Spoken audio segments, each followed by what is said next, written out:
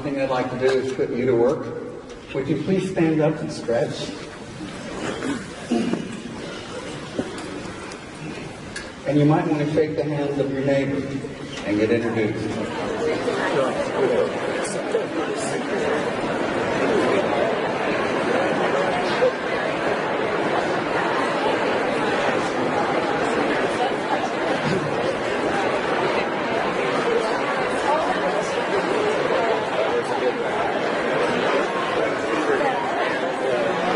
All right, we got work to do.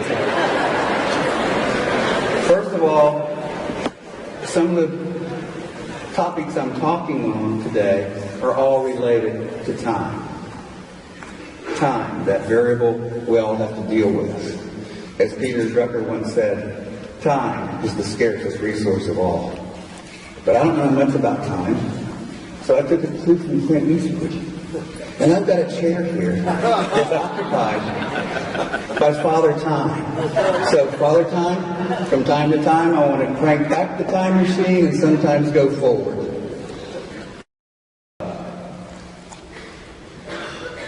That ancient Chinese proverb, may you live in interesting times.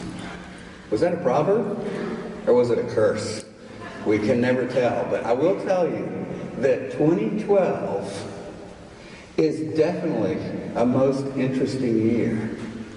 You know, some people think it's the beginning of the end.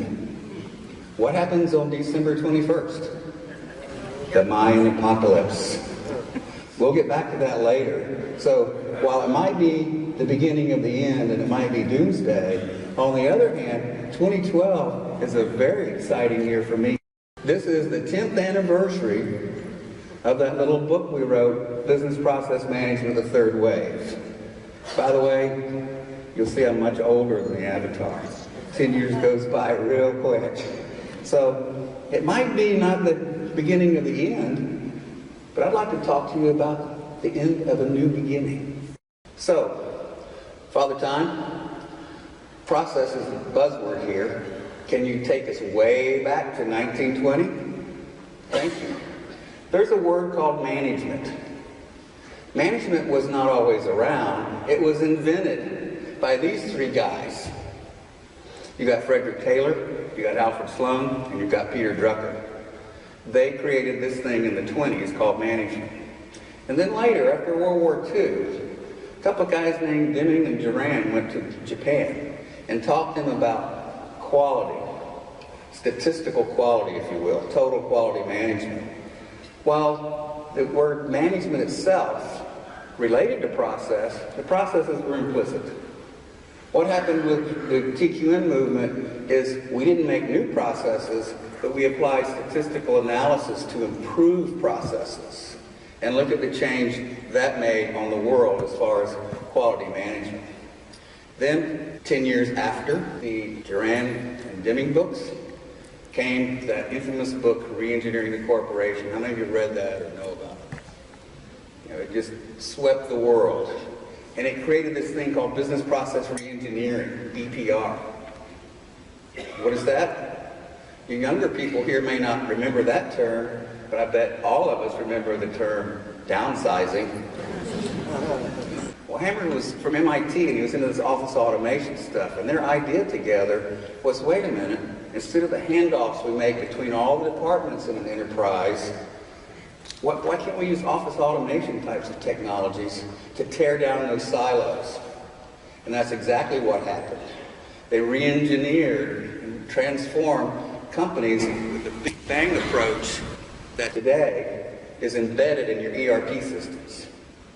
Now, ERP was fine. It transformed companies, but once those processes were configured, they were then cast in concrete. So I met this guy named Howard Smith with CSC. By the way, I'm not very good on technology. I keep finding these people real smart. And Howard Smith sat down and explained to me what we need to do is not just have ERP. And ERP, by the way, is application and data.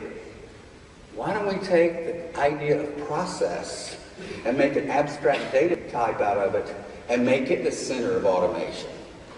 And that led to the BPMS, the Business Process Management System.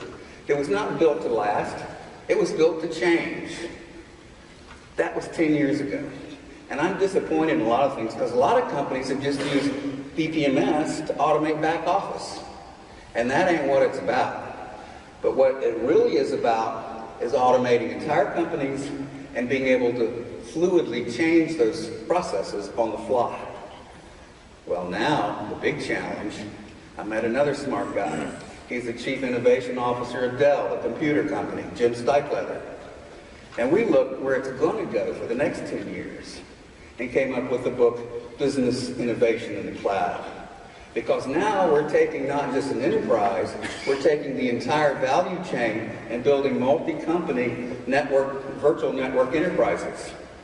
Companies don't work alone. I'll repeat this later, but there's an average of 20 companies in any given value chain.